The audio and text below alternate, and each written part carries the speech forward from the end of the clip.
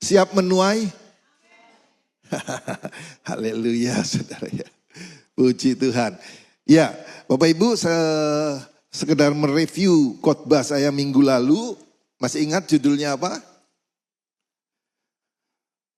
Ada yang ingat? Bergerak atau tetap diam? Move or stay still? Ya. Saya tanya berapa banyak saudara yang sudah bergerak? Haleluya. Berapa banyak saudara yang masih diam? Haleluya, bergerak enggak, diam enggak, saudara ya. Jadi ngapain saudara ya?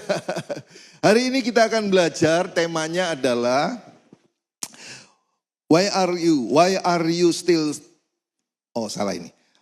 Why are you standing still? Ya, bisa enggak PPT-nya? Ya.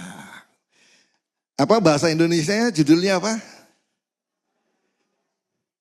Kenapa masih diam? Gampangan aja saudara ya. Kenapa masih diam? Ya, karena tadi pertanyaan saya enggak ada yang jawab. Ya, berapa banyak yang sudah bergerak? Diam semua. Berapa banyak yang sudah masih diam? Diam semua saudara ya.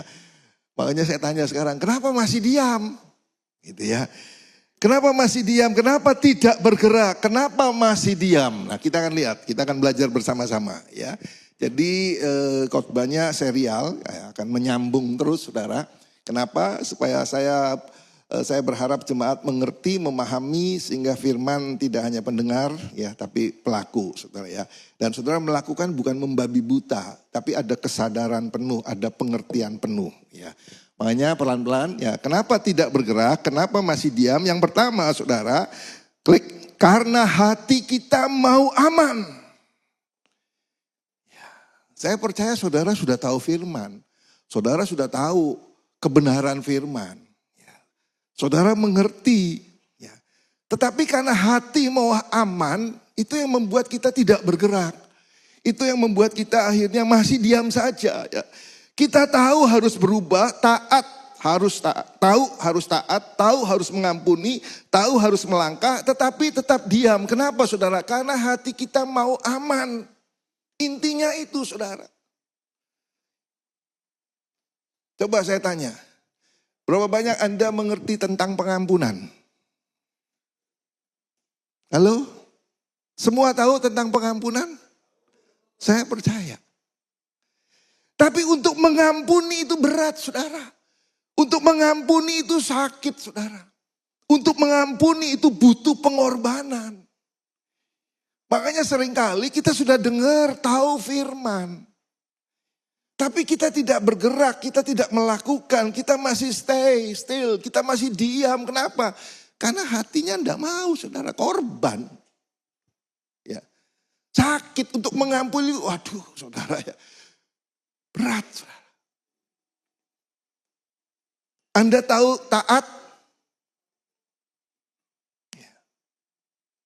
Tapi taat kita up and down. Taat kalau itu sesuai dengan hati kita, sesuai dengan keinginan kita, sesuai dengan harapan kita. Okelah kita taat. Tapi untuk taat, ya, taat sesuatu yang tidak sesuai, tidak seperti harapan, tidak seperti keinginan, tidak seperti impian kita. Itu butuh bayar harga, saudara. Butuh sangkal diri, butuh apa? Salibkan daging. Tidak bisa.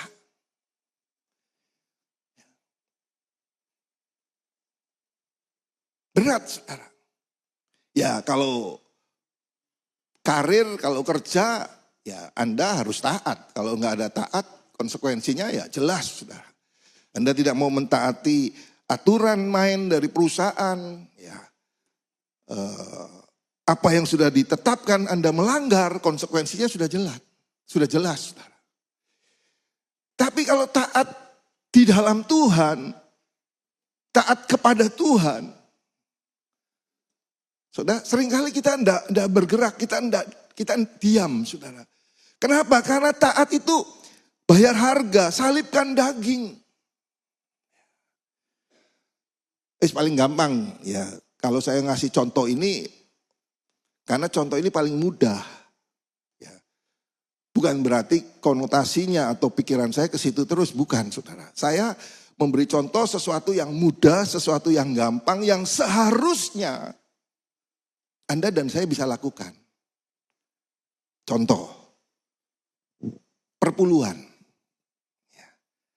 Alkitab berkata Malaki 3 ayat 10, bawalah persembahan persepuluhan ke dalam rumah Tuhan. Supaya ada persediaan makanan. Ya. Terus Tuhan bilang, ujilah aku, maka aku akan mengusir binatang pelahap, binatang pelompat, binatang pengirik. Ya. Istilahnya, ketika Anda melakukan, mengembalikan persembahan perpuluhan, ada protection. Ada jaminan yang Tuhan beri. Bahwa saudara dan saya dijauhkan dari sakit penyakit. Saudara dijauhkan dari kerugian. Ya, binatang pelahap, binatang pelompat, binatang pengerik. Saudara, itu gambaran dari sesuatu yang tidak baik. Gambaran dari si jahat. Ya. Yohanes 10 ayat 10 berkata gini. Iblis datang untuk mencuri, membunuh dan membinasakan. Tapi aku, kata Yesus, aku datang supaya kamu hidup dan mempunyainya dalam kelimpahan. Nah, saudara, ini firman. Ya. Tuhan men-challenge, menantang saudara. Ujilah aku. Gitu saudara. Nah, ini butuh ketaatan saudara. Dan taat itu saudara bayar harga. Ya, salibkan daging perpuluhan. Nah, kenapa saudara? Saudara ngerti, saudara tahu. Ya, tapi kan hati kita enggak nyaman, enggak aman saudara. Kita mau Tuhan menyertai, tapi tetap pegang kendali. Tuhan sertai aku, tapi kita ngatur Tuhan, saudara. Lepas kepala, pegang buntut, saudara ya. Buntutnya dipegang, kepalanya dilepas, itu sama aja kita masih ngatur, saudara ya. Kita mau dipulihkan, tapi tidak mau diarahkan. Kenapa? Nggak enak, nggak nyaman. Nggak nyaman. Padahal setiap langkah rohani selalu menuntut satu hal, melepas rasa aman lama. Jadi kenapa sih kita masih diam? Ya karena kita tidak mau melepas rasa aman dalam hati kita.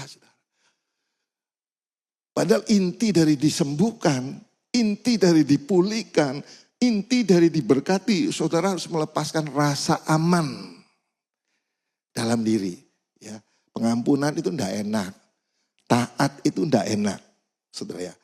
Yang paling gampang gini aja lah, yang paling gampang ya. Berapa banyak saudara yang bisa mengemudikan mobil, nyetir. Angkat tangan. Ya, bisa. Ibu-ibu khususnya.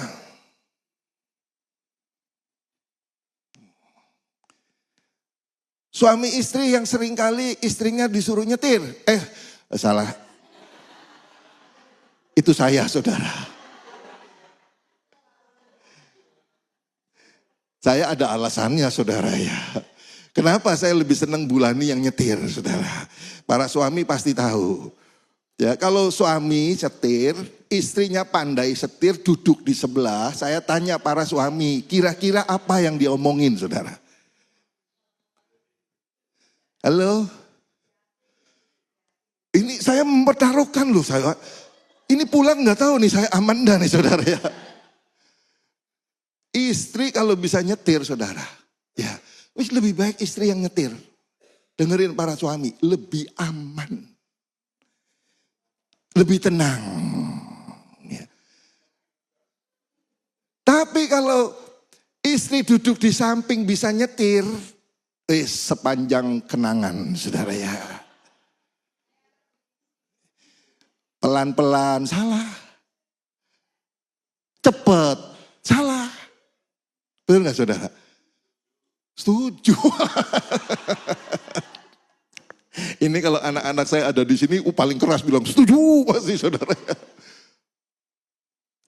Nah, gambaran orang yang gak mau melepaskan kendali, gambaran orang yang pengen rasa aman ya gitu saudara. Ya gak mau melepaskan rasa aman gitu.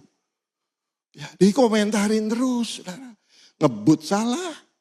Jangan cepat-cepat, ngapain sih cepat-cepat? Itu kan banyak waktu, nikmati jalan. pelan-pelan. Keren saudara. Begitu jalan pelan-pelan, lama sekali. Bingung saudara, karepe opo, nggak ngerti saudara ya. Dan para suami jangan pernah ngerti, sudah serahkan setir saja saudara ya. Terus ngapain? Tidur saudara ya. Saya kerap kali begitu, daripada mumet-mumet, mah setir mah, turu aku saudara. Kok bisa? Saya bisa melepaskan rasa aman saudara. Ya sudah ada yang nyetir, ngapain kita pusing. Nah, kita seringkali seperti istri-istri yang bisa nyetir. Ya, kita ngatur Tuhan, Tuhan kanan Tuhan, kiri Tuhan. Lama-lama Tuhan bilang terserah kamu dah. Seperti itu. Saudara ya. Jadi orang yang punya hati aman dan mau melepaskan kendali. Ya, seperti itu. Kenapa kita tidak bergerak? Kenapa masih diam? Karena hati mau aman. Yang kedua, apalagi saudara? Ya, kenapa tidak bergerak dan kenapa masih diam? Karena kita menunggu rasa siap. Ya, menunggu rasa siap. Seringkali kita begini, belum Pak, aku belum sampai ke situ Pak. Imanku belum sampai ke situ. Kelihatannya rohani. Tapi kalau kita pikir gini, iman penuh baru jalan, hati sudah kuat baru jalan. Saya mau kasih tahu, percayalah. Anda tidak akan pernah jalan. Anda tidak pernah akan melakukan. Dan Anda akan terus tetap diam. Kenapa? Karena pola kerajaan itu jalan dulu baru dikuatkan. Taat dulu baru dikuatkan, saudara. Kita harus pakai polanya Tuhan, pola kerajaan Allah, mindsetnya Allah kita harus pakai.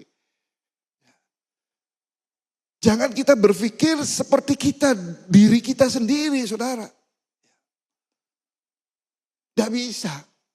Nanti Pak, ya Pak Sakarya imannya kuat, aku belum. Sama saudara ya. Tuhan itu memberi takaran iman yang sama. Persoalannya adalah kita mau pupuk enggak? Kita mau rawat enggak? Kita mau siramin enggak? Kita mau izinkan bertumbuh apa enggak? Nah, kapan iman bertumbuh? Ketika Anda melangkah. Ketika Anda do something, melakukan sesuatu. Maka Anda akan melihat mujizat. Nah, waktu peristiwa besar terjadi, mujizat terjadi, kesembuhan terjadi, iman itu jadi kuat. Yang mengerti katakan amin. Ya. Banyak orang hidup rohani mandek bukan karena Tuhan diam. Tapi karena menunggu rasa siap. Ya. Dan rasa siap itu biasanya tidak pernah datang.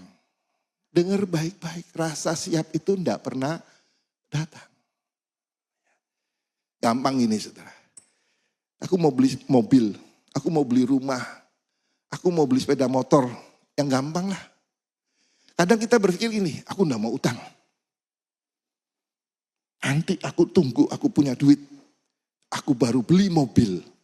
Aku baru beli rumah. Pertanyaan saya, saudara. Kapan itu datang? Berapa banyak Anda yang punya KPR? Gak usah angkat tangan, saudara. Gak usah. Cuma saya tanya saja. Kenapa Anda gak nunggu siap? Kenapa Anda berani KPR? Karena rasa siap itu tidak akan pernah datang, saudara. Analoginya seperti itu, saudara. Begitu juga dalam iman rohani kedewasaan kita, saudara. Kalau kita nanti nunggu siap semua, Anda tidak akan pernah melangkah.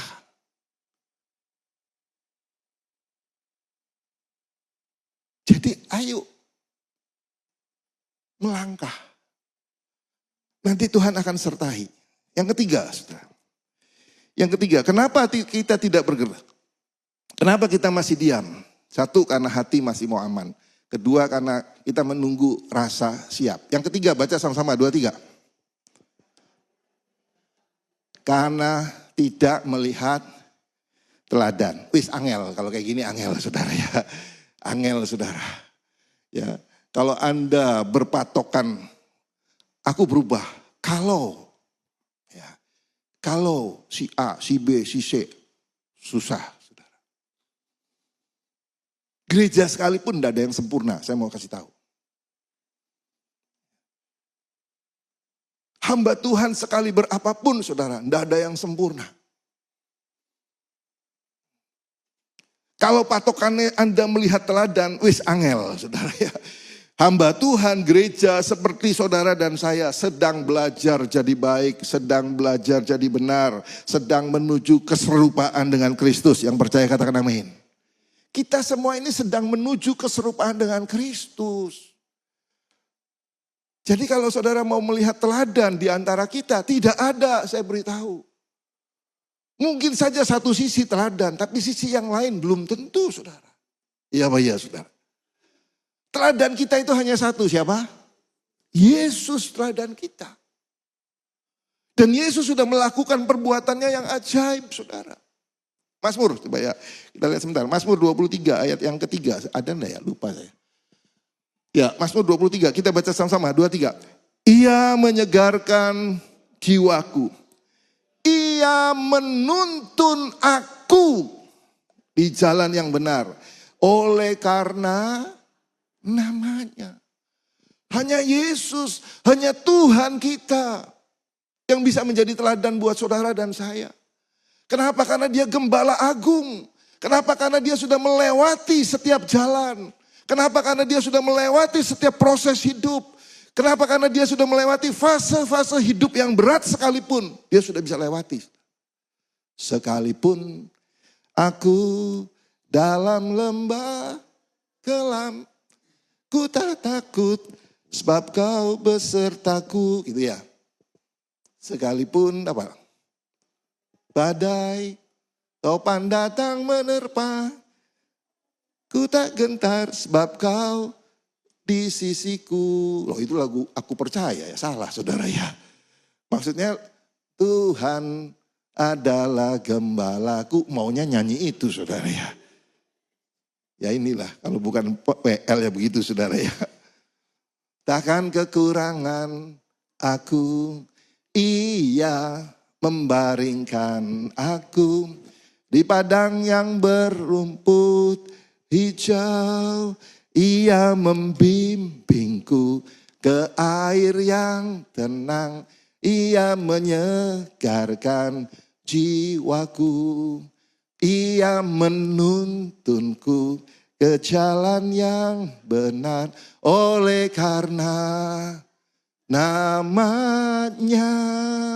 Sekalipun aku berjalan dalam lembah kekelaman, aku tidak takut bahaya, sebab engkau besertaku. Terus, dan tongkatmu itulah yang menghibur aku. Saudara, kalau saudara mau cari teladan, Yesus. Dia gembala agung kita, dia gembala yang baik. Ya.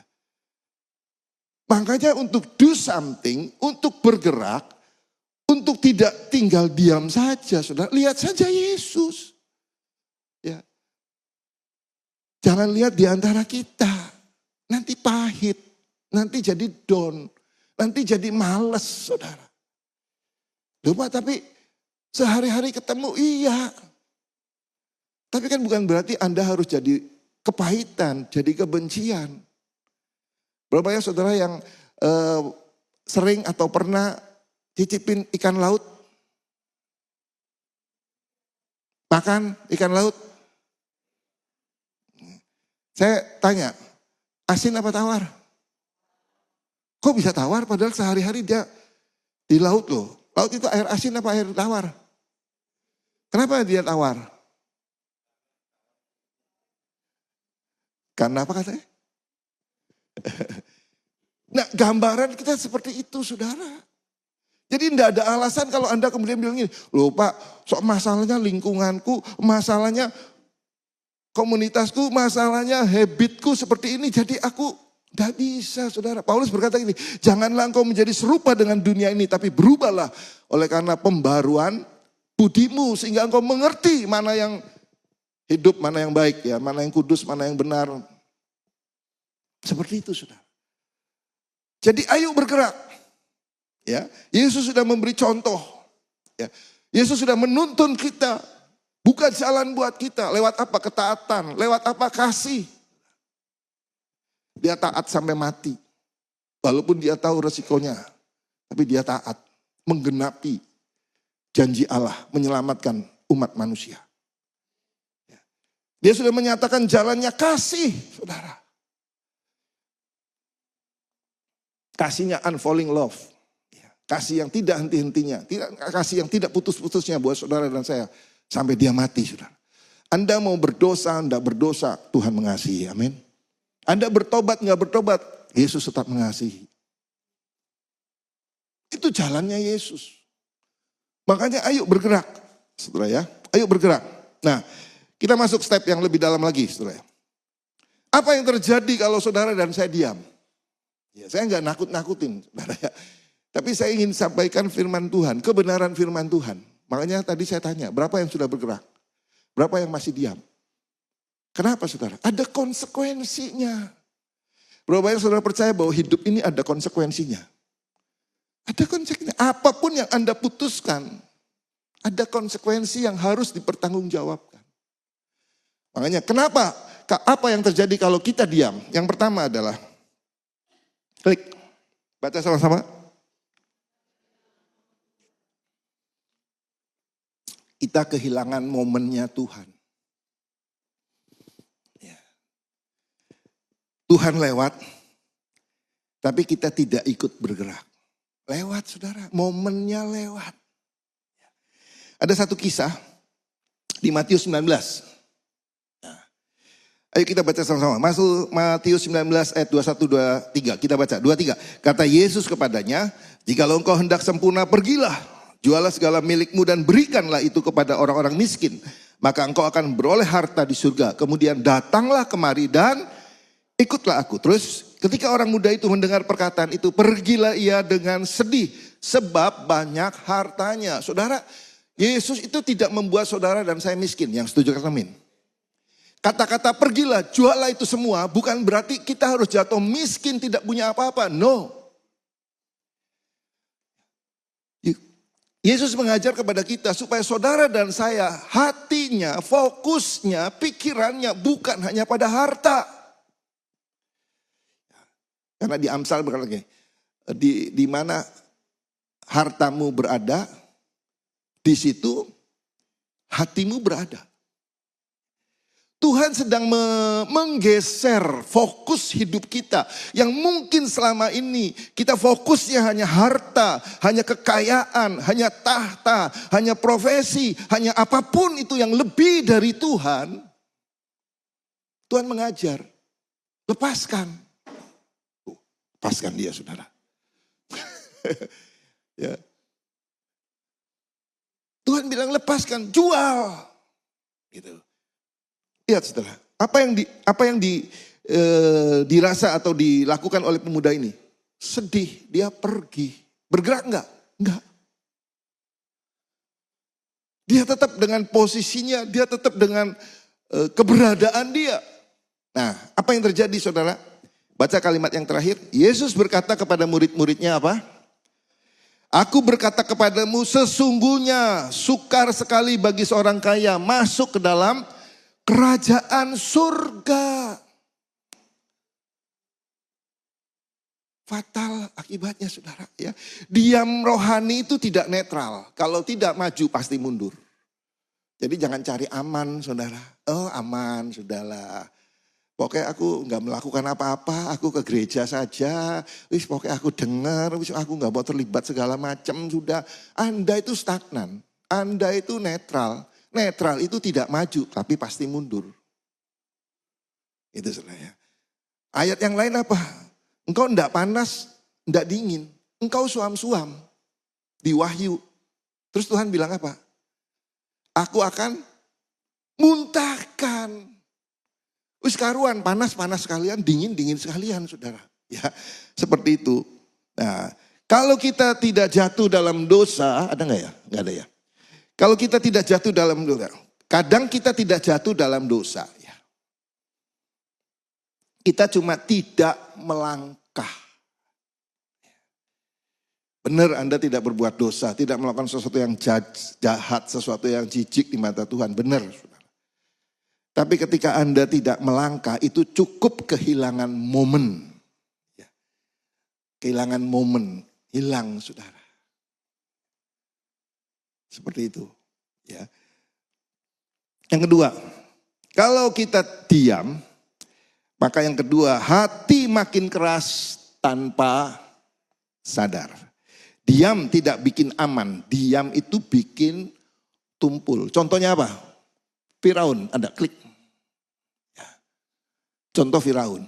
Baca nanti di Keluaran pasal 7 sampai 8, 9 terus. Saudara. Ya. Lama-lama hati ini keras loh saudara. Kalau tidak melangkah itu keras. Keluaran pasal 7 itu contoh Firaun. Ya. Firaun sudah diberitahu oleh Musa, ya Tuhan berbicara lewat Musa, lepaskan bangsa Israel. Oh enggak mau saudara, oh enggak bisa. Kalau bangsa Israel pergi, siapa sih yang bikin batu bata? Siapa yang mengerjakan segala sesuatu? Enggak mau. Hatinya keras. Sampai 10 tulah. Tuhan nyatakan. Tulah pertama. Keder dia sudah. Oh iya. Ya sudah boleh. Tapi begitu lega lagi, keras lagi saudara. Enggak bisa.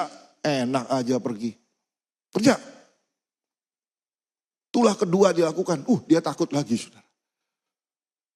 Ya boleh. Tapi sudah keadaan sudah enak. Keras lagi saudara. Sampai tulah yang ke-10. Anak sulung mati saudara.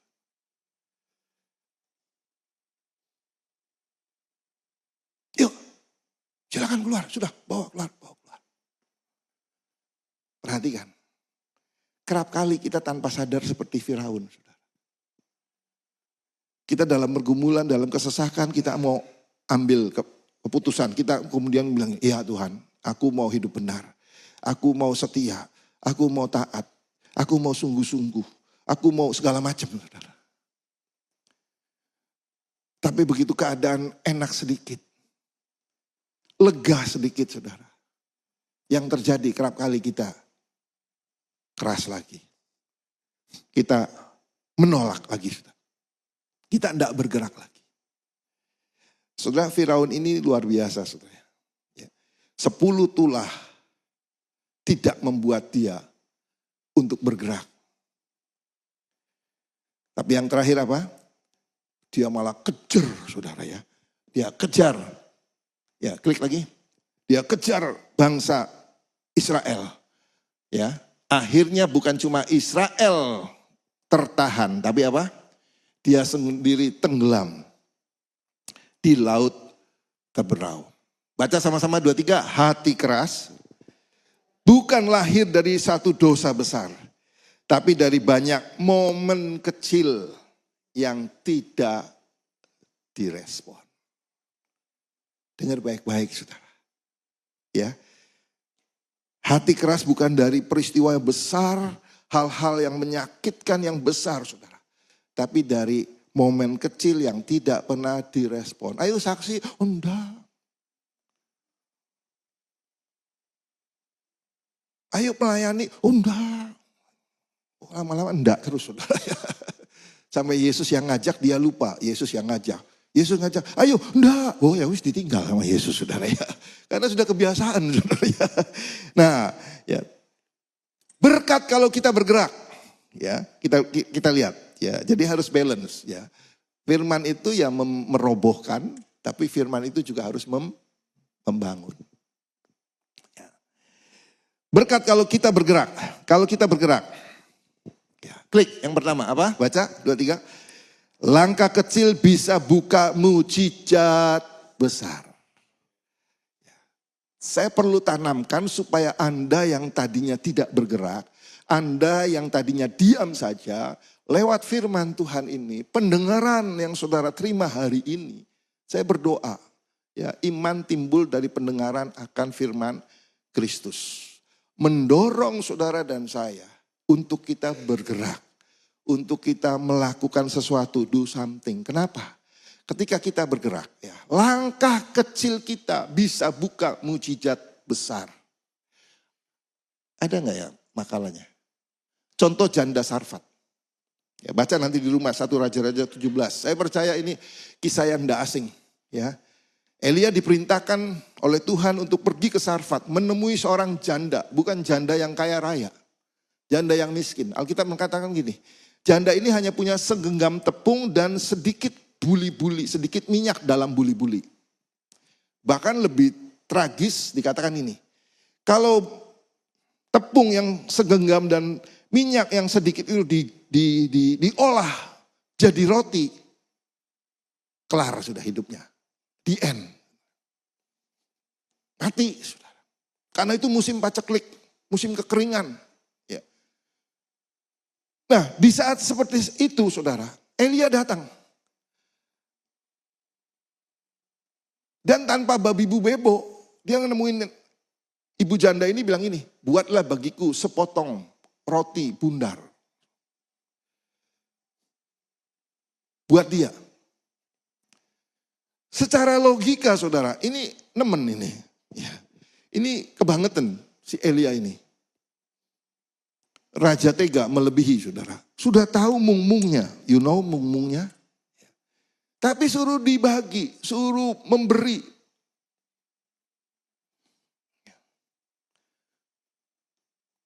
Tidak masuk akal. Tapi kita tahu bersama saudara. Ketika janda ini melakukan seperti yang dikatakan oleh Elia. Yang saya percaya itu firman Tuhan. Dia buat roti. Ya, dari tepung, dari minyak, dia buat olah jadi roti. Kemudian diberikan kepada Elia. Yang terjadi, dia tidak mati saudara. Tapi Alkitab katakan gini, sepanjang musim kelaparan, janda ini dipelihara, tidak sampai kekurangan. Klik. Baca sama-sama 2-3. Mujizat sering mulai dari ketaatan yang terasa tidak masuk akal. Taat saja saudara. Dari hal yang paling kecil. Dari hal yang apa yang Anda miliki, punyai, lakukan. Perumpamaan tentang seorang anak yang punya 5 roti dan 2 ikan. Itu bekal dia, saudara. Bekal dia. Tapi ketika anak ini tahu Yesus butuh, saudara. Dia tidak pikir panjang. Dia cuma bilang, ini aku punya 5 roti 2 ikan. Ketaatan yang seperti itu, saudara. Itu kadang-kadang bisa membuka mujizat besar. Yang kedua, saudara. Yang kedua. Yang kedua, klik. Kita baca sama-sama. 2-3. Kita masuk level kemuliaan yang baru. Perhatikan, saudara. Kalau kita bergerak, Tuhan akan bawa ke level. Next level. Level up, apapun namanya saudara. Tuhan akan pasti bawa kita naik. Apalagi namanya glory to glory saudara. Berapa banyak saudara percaya Tuhan masih bekerja? Tuhan masih bekerja. Saya mau sampaikan gini, Anda datang ke tempat ini bukan satu kebetulan. Tapi memang Tuhan pilih, panggil, tetapkan. Untuk apa? Dibawa glory to glory. Kapan terjadi? Ketika Anda bergerak. Kalau Anda diam saja, tidak ngalami saudara. Ya. Masuk level kemuliaan yang baru di Keluaran pasal 3 ada contohnya Musa. Saudara. Musa dari pelarian habis membunuh orang Mesir, dia lari ke padang gurun saudara. Dan di sana dia melihat ada semak belukar yang menyala. Semak belukar menyala. Kalau saudara baca terus dari Keluaran pasal 3 saudara. Musa enggak cuek bebek enggak. Oh, apa itu? masa bodoh ah. Yang penting bukan aku yang bakar, gitu saudara ya. Masa bodoh lah. Aku mau pergi saja, aku mau mengembalakan saja, aku cari air saja buat ternak domba dan sebagainya. Enggak saudara. Alkitab mengatakan ini, Musa menyimpang sedikit. Artinya Musa memberi satu attention, Musa memberi satu perhatian, Musa memberi satu kegerakan di dalam hidupnya. Dia kepengen tahu ada apa sih. Tapi langkah seperti itu, ada apa sih? Itu jadi titik balik hidupnya, saudara. Ketika Musa memberikan satu perhatian yang seharusnya itu bukan urusannya, saudara. Tapi karena dia ada kepedulian, keingintahuan, keinginan untuk dia bertumbuh, untuk semakin mengerti, untuk semakin kenal, untuk semakin paham, untuk semakin dewasa, apapun itu namanya, saudara. Lihat saudara, itu jadi titik balik hidupnya. Musa tidak lagi jadi gembala biasa saudara. Tapi dia dipimpin oleh Tuhan, dipilih oleh Tuhan untuk apa? Untuk memimpin bangsa Israel. Klik. Ya. Baca sama-sama yang terakhir 2-3. Kemuliaan Tuhan sering muncul di momen apa? Bergerak lebih sedikit. Musa kan cuma pengen lihat, ada apa sih? Cuma nyimpang sedikit. Alkitab katakan ini, menyimpang sedikit. Kemuliaan Tuhan dinyatakan. Saudara, saya percaya bahwa Tuhan sudah mengajar kita, saudara. Firman Anda tahu, saudara. Persoalannya adalah tinggal kita mau bergerak atau enggak. Klik yang terakhir. Saya undang para pemusik pemuji. Slide terakhir.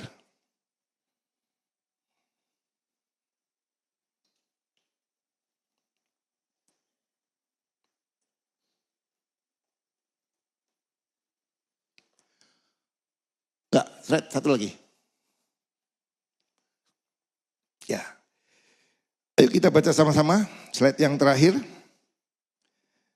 So, Tuhan sudah menunjukkan jalan. Tuhan tidak minta kita lari. Tuhan cuma minta kita melangkah. Bukan langkah besar. Cukup langkah yang jujur. Dan langkah itu garis bawahi apa? Bisa mengubah segalanya. Amin, mari kita berdoa. Bapa, hamba selesai sampaikan firman Tuhan. Berkata-kata lebih jauh, lebih dalam lagi dalam kehidupan umat-Mu. Beri pengertian yang lebih lagi kepada setiap pribadi lepas pribadi. Sesuai dengan karakter mereka, sesuai dengan kepribadian mereka. Dengan bahasa-Mu Tuhan. Hamba percaya Roh Kudus bekerja memampukan mereka melakukan firman Tuhan. Sehingga hidup kami tidak biasa-biasa lagi Tuhan. Tapi kami menikmati glory to glory Tuhan. Kami menikmati level yang lebih lagi. Kami percaya Tuhan membawa kami pada kemuliaan yang lebih besar. Bagi hormat kemuliaan Yesus Kristus. Meteraikan firman-Mu dalam loh hati kami. Baik yang onsite Tuhan. Maupun yang online dimanapun mereka berada. Hamba percaya kuasa firman bekerja Tuhan. Menyembuhkan setiap kami, memulihkan setiap kami, bahkan memberkati kami semua. Berkati umat-Mu, jemaat-Mu di tempat ini, berkati semua penata layanan yang bertugas, worship leader, singer, para pemusik,